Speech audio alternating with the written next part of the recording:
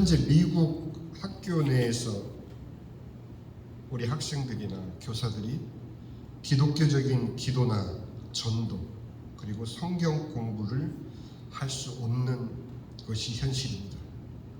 그런데 반면 무슬림 학생들에겐 하루 5번 그들의 메카를 향한 기도 시간과 장소를 제공하고 있는 학교들이 많이 있습니다.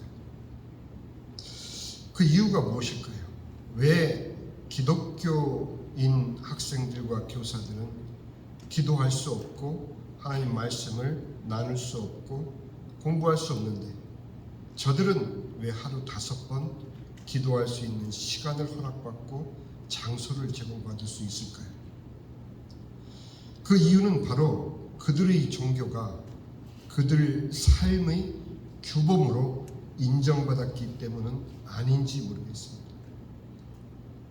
또 다른 예를 들면 중국의 많은 공장 노동자들이 일을 하고 있지만 특별히 무슬림 노동자들에겐 급식 대신 일정 금액의 현금으로 대신 그들의 급식비가 지급되고 있습니다. 그 이유는 그들 종교에서 금지하고 있는 음식을 먹지 않고 그들 스스로 급식을 해결하도록 그렇게 조처를 하는 것입니다.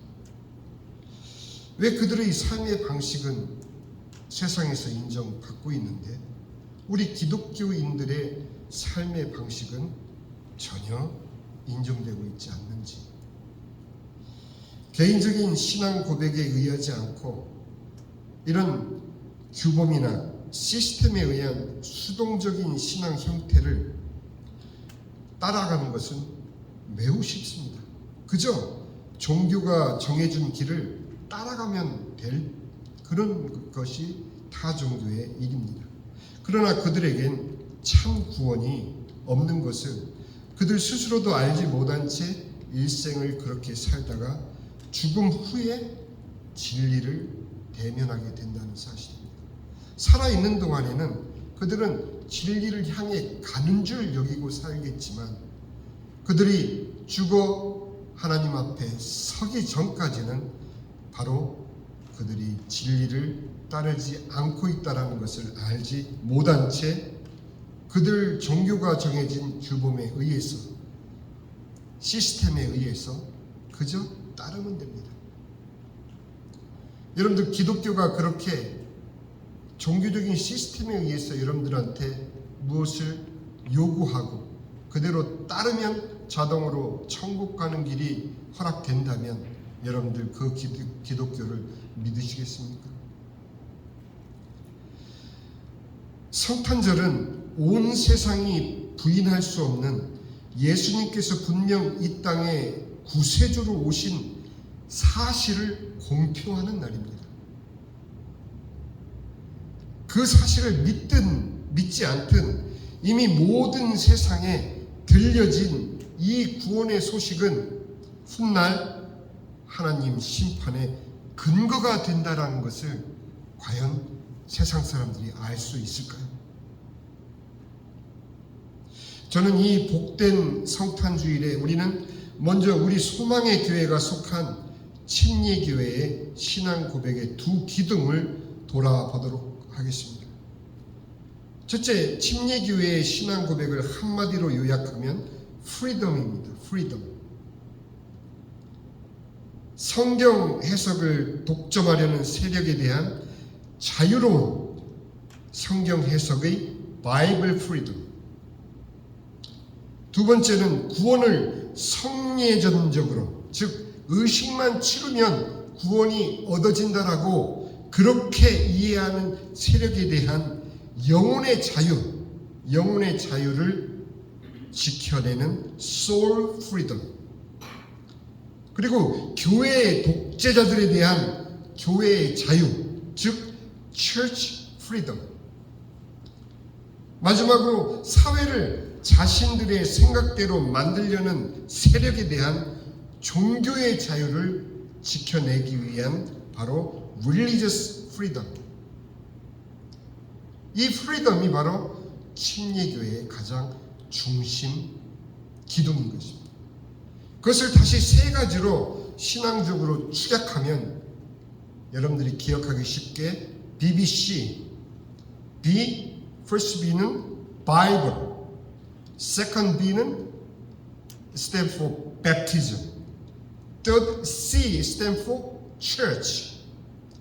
첫 번째 바이블은 신조라는 것은 사람에 의해서 만들어진 신조나 신경이 아닌 신자 자신의 신앙 고백에 의한 성경 해석을 고수하는 것이 바이블 프리덤. 베프티즘, 즉 빌리버스 베프티즘, 바로 신자들이 자발적인 신앙 고백으로서의 침례 의식을 바로 빌리버스 베프티즘이라고 말하고 있습니다. 마지막 church는 Free Church by Believers Congregation, 또한 Separate from the Government, 바로 교회와 국가의 분리를 지향하고 있는 것이 바로 침례교회의 두 번째 기둥입니다. 우리가 그저 침례교회다라는 이름으로 모인 것이 아니라 바로 이런 신앙 고백을 바탕으로 해서 모인 것입니다. 제가 왜 이 말씀을 드리냐면 모슬렘이나 힌두나 불교나 타 종교가 사회적으로 그들의 삶이 규범적으로 인정되어 사회에서도 저들은 저렇게 살아가고 있어, 무슬림이라면 하루 5번 어디서든 자리를 피고 기도하는 것이 저들의 삶이야 라고 인정되는 것은 신자 스스로의 고백에 의한 신앙 고백이 아닌 종교의 시스템에 의한, 그들 스스로 규범이라고 만든 종교의 시스템에 의한 길이기 때문에 우리 기독교가 왜 그토록 주 안에서 하나님 앞에서 코람데오의 그 신자의 프리덤을 이처럼 강조하고 있는지를 여러분들 아셔야 되기 때문인 것입니다. 우리 침례교회는 하나님을 스스로의 자원하는 신앙 고백으로 고백하는 종교 처치인 것입니다. 이처럼 스스로의 자발적이지 않은 신앙 고백이 국가적인 규범이나 법령으로 작용되면 그것은 이미 신앙일 수 없는 세속의 국가적인 시스템이 되고 마는 것입니다. 종교개혁으로 천년의 암흑기를 끝날 때까지 가톨릭이 그랬듯이 현재도 종교에 의해 유지되고 있는 중동 국가나 남아시아, 동아시아의 힌두교나 이슬람 국가, 불교 국가에서는 그들의 종교 생활이라는 것이 바로 국가 시스템에 의해서 인정받고 있는 것이 사실입니다.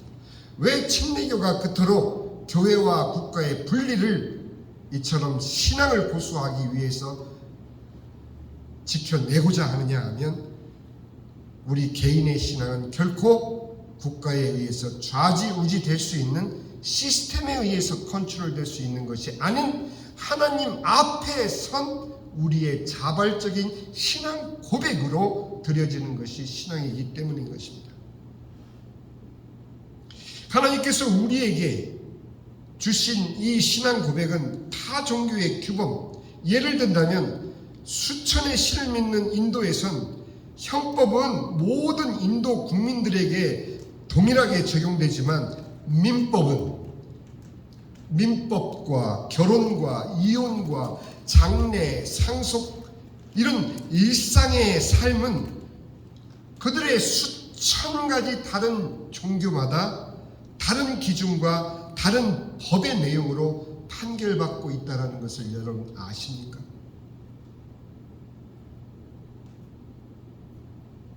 하나님께서 우리에게 주신 것은 시스템적으로 그저 따라가고 그저 기도문 몇 번 하고 그저 주님 앞에 나와서 회개하면 자동으로 얻어지는 그런 구원의 형태가 아닌 나 하나의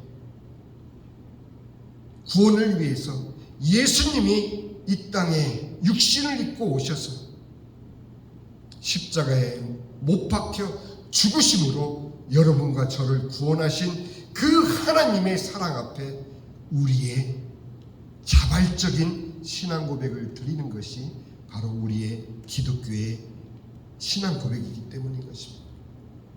오늘 본문 중 우리가 주목하는 한 구절은 바로 누가복음 1장 38절 상반절에 있는 마리아가 이르되 주의 여종이오니 말씀대로 내게 이루어지이다. 마리아의 이 순종은 그 어떤 규범과 율법이나 전통에 의한 수동적인 순종이 아닌 자기 스스로가 하나님의 말씀을 따르기로 순종함으로 하나님께 드린 신앙 고백이었던 것입니다. 그 순종은 바로 목숨을 건 신앙 고백이었습니다. 누가복음 1장 34절에 보니 마리아가 천사에게 말하되 나는 남자를 알지 못하니 어찌 이 일이 있으리이까? 천사가 대답하여 이르되 성령이 내게 임하시고 지극히 높으신 이의 능력이 너를 덮으시리니 이러므로 나실 바 거룩한 이는 하나님의 아들이라 일컬어지리라. 이것은 신앙적인 내용이나 마리아의 현실은 바로 돌로 쳐 죽임을 당하는 처녀가 약혼한 상태의 처녀인 마리아가 신랑과 결혼하기도 전에 아이를 뵌다라는 것은 바로 돌로 쳐 죽임을 당하는 목숨을 건 신앙 고백을 마리아는 주님께 드린 것입니다. 주의 여종이오니 말씀대로 내게 이루어지이다. 스스로에 의한 참 자유 안에서의 신앙 고백은 오직 진리를 붙잡은 자에게서만 터져 나올 수 있는, 생명과도 맞바꿀 수 있는 바로 그 신자의 정체성이 바로 신앙 고백인 것입니다. 저는 아비된 마음으로 어린 아들에게 이렇게 저렇게 예수님이 너를 위해 십자가 돌아가셨다 설명하고 자 이제 침례 받자 하고 침례를 줬지만 그것이 그 아이의 정체성이 되지 못한 채 그가 말씀 가운데 주님을 만난 뒤 저에게 전화를 걸어서 아빠 나 침례 다시 받아도 돼? 비로소 자기의 정체성을 복음 안에서 발견했기 때문에 그 스스로 저에게 전화를 했던 것입니다. 오늘날 얼마나 많은 종교의식이, 얼마나 많은 교회에서 이루어지는 그 모든 프로그램과 그 모든 가이드가 신자들의 스스로의 신앙 고백을 주님께 드려지도록 도와주는 그런 역할보다도 무조건 따라오라, 무조건 이 길을 가면 된다라는 식으로 신자들을 몰아치고 있지는 않은지 우리는 이번 성탄절을 통해서 돌아보기를 바랍니다. 룻의 신앙 고백도 마찬가지입니다. 스스로의 결정에 의해 어머니의 하나님이 이제는 나의 하나님이심을 고백하는 신앙 고백으로부터 룻은 비로소 예수님 탄생의 통로로 쓰임받을 수 있었던 것입니다. 그 신앙 고백 한마디로 룻기 1장 15절에 보니 나오미가 또 이르되 보라 너의 동서는 그의 백성과 그의 신들에게로 돌아가나니 너도 너의 동서를 따라 돌아가라 하니 16절에 룻이 이르되 내게 어머니를 떠나며 어머니를 따르지 말고 돌아가라 강권하지 마옵소서. 어머니께서 가시는 곳에 나도 가고 어머니께서 머무시는 곳에서 나도 머물겠나이다. 어머니의 백성이 나의 백성이 되고 어머니의 하나님이 나의 하나님이 되시리니. 이게 바로 룻의 신앙 고백이었던 것입니다. 우리는 마태복음 1장에 예수님의 족보에 포함되어 있는 5 여인의 신앙 고백을 지금 오늘 종합적으로 마지막으로 살펴보고 있는 것입니다. 우리가 이 여인들의 신앙 고백을 통해서 과연 우리의 신앙 고백을 어찌 주님께 드려야 해야 할지를 우리가 발견하지 못한다면 이 5 여인의 신앙 고백의 스토리는 또 몇 번의 설교로 지나가 버리고 마는 것입니다. 마치 우리가 매년 성탄절을 그저 주님 나셨네, 할렐루야, 노엘 노엘 그렇게 찬송 부르고 또 한 해를 보내는 것과 다를 바가 없게 되는 것입니다. 여기서 우리는 대비되는 2가지 상반된 결정을 우리는 발견할 수 있습니다. 하나는 룻의 동서가 그의 백성과 그의 신들에게로 돌아간 사실과 룻 자신이 어머니의 백성이 나의 백성이 되고 어머니의 하나님이 나의 하나님이 되시니, 우리의 신앙 고백은 바로 이것이 밑바탕에 기둥으로 깔려 있어야 되는 것입니다. 나의 하나님, 나의 백성, 처치.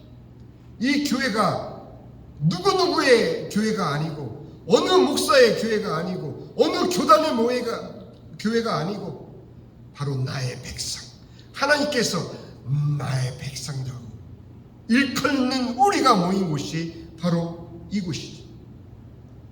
룻이 고백한 그대로 어머니의 백성이 나의 백성이 된 이 자리가 우리 신앙 고백의 현장이 되는 것입니다. 다말도 라합도 모두 목숨을 건 신앙 고백으로 하나님의 구원의 약속을 이어가는 징검다리로 기꺼이 택함을 입었습니다. 이제 오늘 마태복음 1장에 예수님의 족보에 올려진 5 여인들의 신앙 고백 중 마지막으로 우리아의 아내에 대하여 살펴보므로 오늘 말씀을 마치고자 합니다. 왜 이렇게 일찍 끝나냐고요? 바로 우리아의 아내가 우리가 오늘 집중해서 생각해야 될 내용이기 때문인 것입니다. 다말에게는 그를 끌어내어 불살하라 하는 시아버지 유다에게서 결국 그가 옳도다라는 항복을 이끌어낸 것이 있습니다. 여러분 기억하시죠? 라합에겐 너희의 하나님 여호와는 위로는 하늘에서도 아래로는 땅에서도 하나님이시다라는 모세의 신앙 고백과 버금가는 신앙 고백이 터져나온 사실을 여러분들 기억하시죠?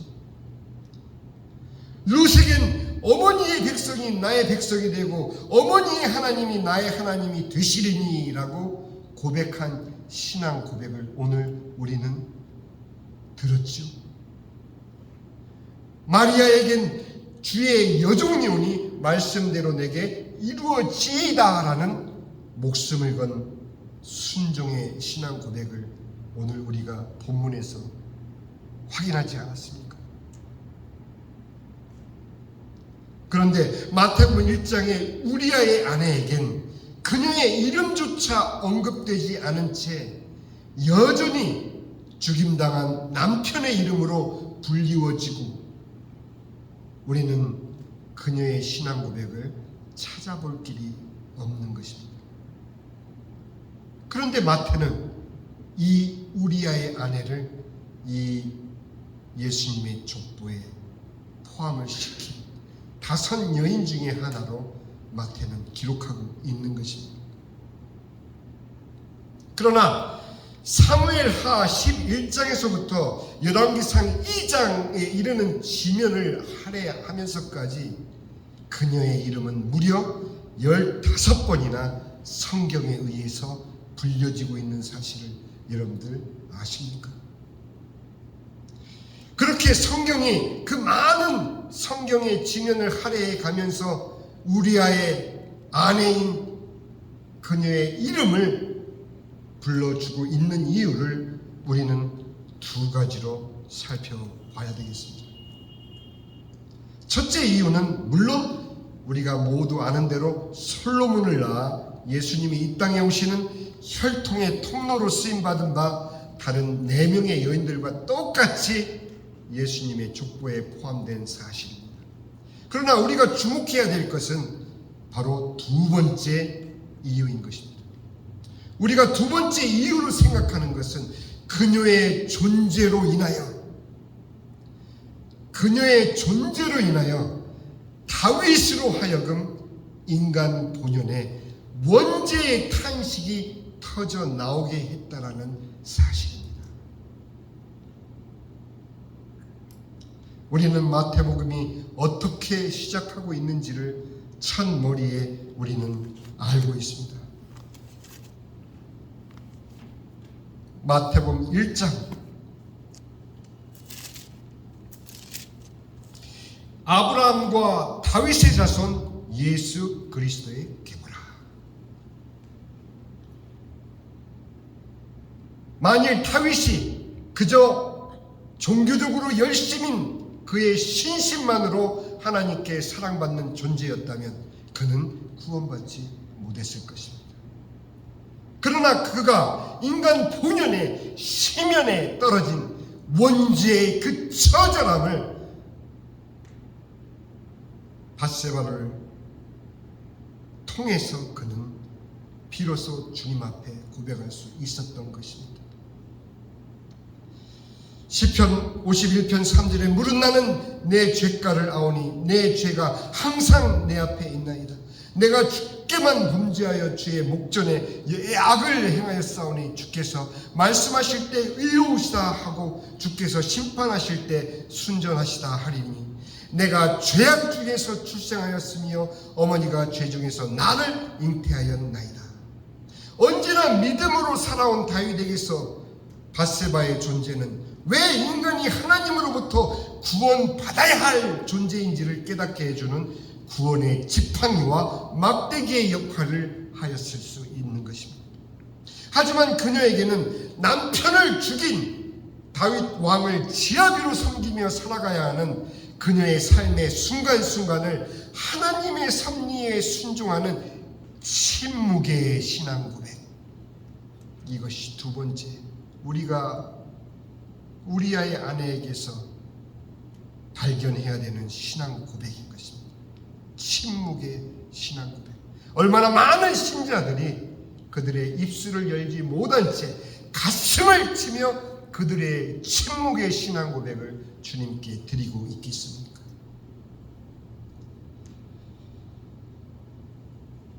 다른 4명의 여인들처럼 목숨 건 신앙 고백을 드린 당당한 믿음의 고백과 함께 우리는 우리아의 아내의 침묵의 신앙 고백, 모두가 스스로를 드린 순종의 신앙 고백임을 동일하게 우리는 잊지 말아야 되는 것입니다.